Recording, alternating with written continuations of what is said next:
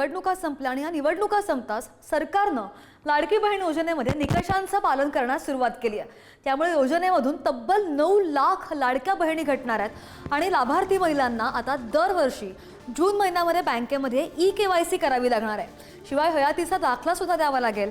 दरम्यान सरकारकडून लाडक्या बहिणींची फसवणूक सुरू असल्याची टीका विजय वडेट्टीवार यांनी केल्याचं पाहायला मिळालं। मध्ये काही तक्रारी ज्या ऑक्टोबर, नोव्हेंबर, डिसेंबर महिन्यामध्ये ज्या प्राप्त झालेल्या आहेत, जे एका ह्याच्यावरून 2-2, 3-3 वेळा लाभ घेत आहेत अकाउंट्समधना, किंवा ज्यांच्या 4 चाकी वाहनं आहेत पण तरी सुद्धा ते अशा जे काही कंप्लेंट बेस्ड आहेत त्या संदर्भातली चौकशी करून त्यांचा आधीचा कुठलाही लाभ आम्ही त्यांच्या अकाउंटमधून परत घेतलेला नाही।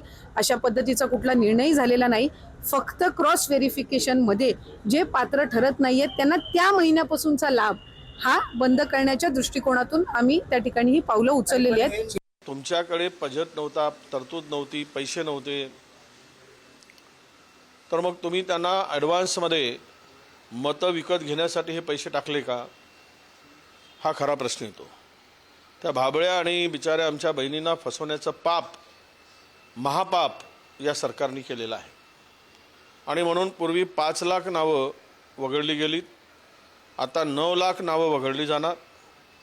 हळूहळू हे 25% नावं आणतील।